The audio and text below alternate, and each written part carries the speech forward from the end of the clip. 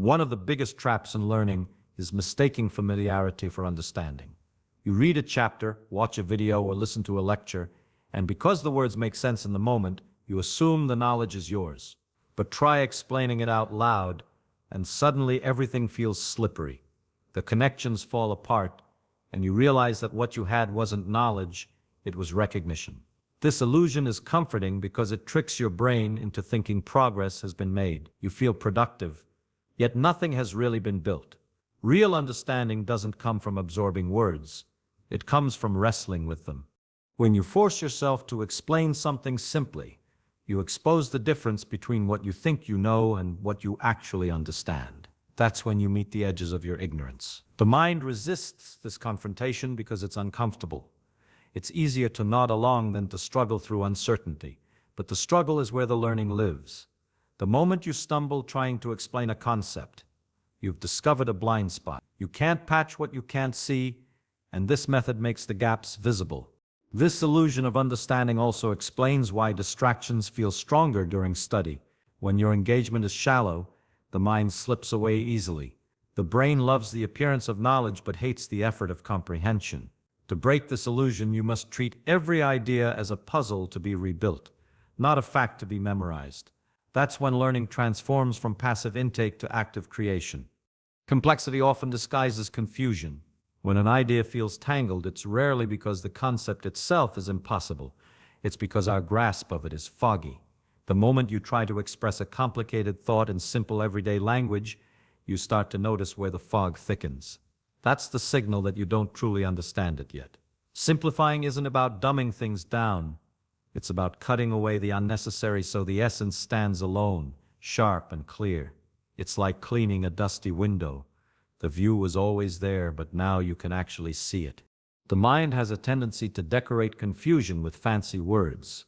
People often repeat technical terms or memorized phrases, believing that sounding smart equals being smart. But clarity doesn't live in jargon.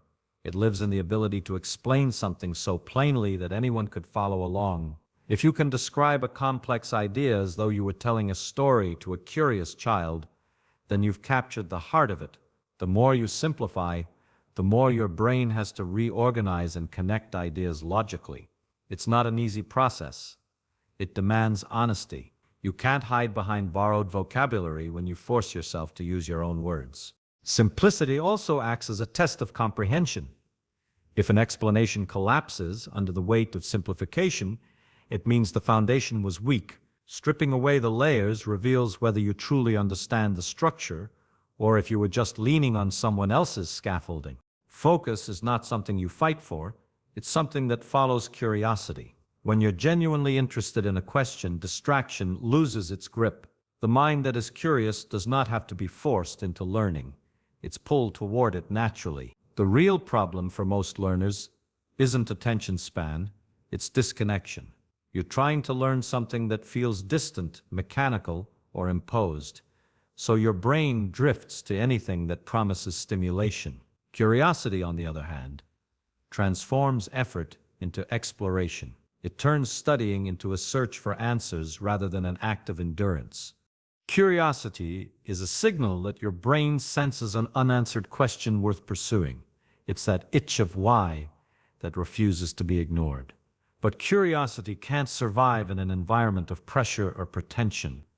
When learning becomes about grades, reputation, or performance, curiosity suffocates under the weight of expectation. The secret is to shift the focus from what you have to learn to what you want to understand. The difference seems small but changes everything. One feels like work, the other like discovery. When you start from a question that genuinely bothers or fascinates you, attention becomes automatic. You don't need tricks, timers, or apps to stay focused because your brain is chasing something it actually values. Curiosity aligns your attention with your desire to know. It becomes the compass that guides your mind through complexity, keeping it from wandering off into boredom or distraction because it's always pointed towards something it truly wants to uncover. The moment you attempt to explain an idea and stumble, you found gold, not failure. That hesitation, pause where your mind blanks out or your words tangle, is the most valuable moment in learning. It's the boundary between what you truly understand and what you only think you do. Most people avoid this feeling of uncertainty because it's uncomfortable. They rush past it, skim over it, or distract themselves before it exposes their weakness. But identifying the gaps is the only way to turn surface knowledge into deep understanding. Without acknowledging what's missing, your learning remains an illusion held together by borrowed confidence. When you force yourself to explain something simply, the holes in your understanding make themselves visible. You might forget a crucial step, realize a cause doesn't match its effect, or notice that you've been repeating a phrase you don't actually comprehend. Each of these moments is a signal, not a setback. The trick is to treat confusion as information. The struggle to articulate is the mind's way of saying something here doesn't fit. Once you see that, you can trace it back to the missing piece and rebuild it properly. Learning becomes far more efficient when you treat mistakes as clues instead of flaws. Every time you encounter a gap, you're handed a clear direction for what to study next. Instead of mindlessly reviewing everything, you target the exact point of weakness. This makes your progress not only faster, but sturdier, because every repaired gap becomes a foundation for the next layer of understanding. To truly learn something, you must break it apart and rebuild it from the ground up. This means refusing to accept ideas just because someone else said them or because they sound impressive.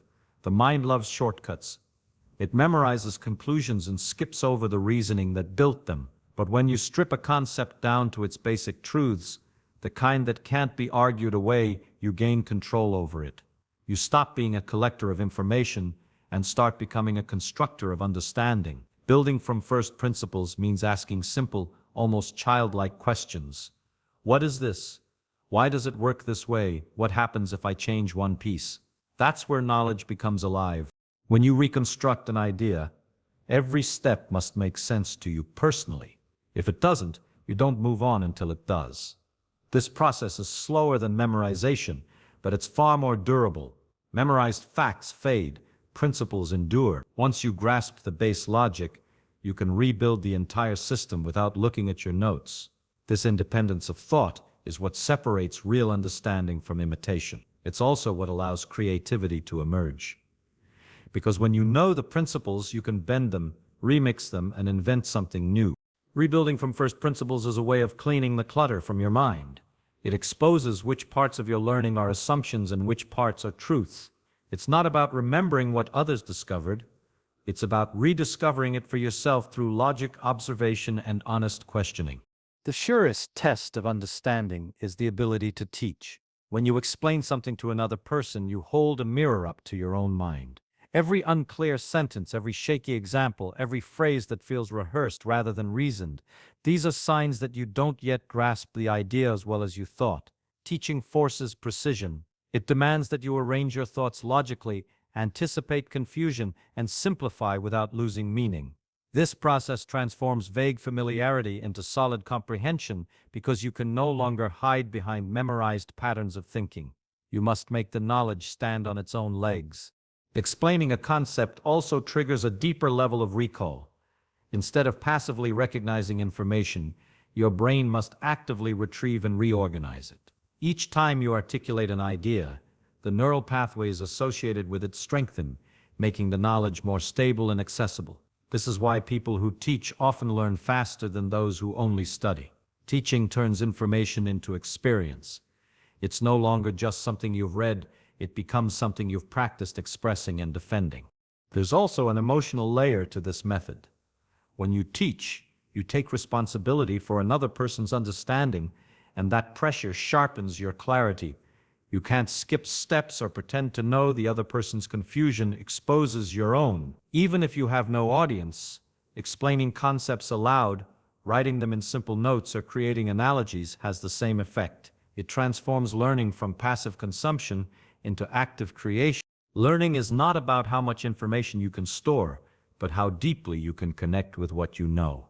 The act of understanding is an art, one that demands honesty, patience, and curiosity more than talent or memory. The human mind loves the illusion of speed.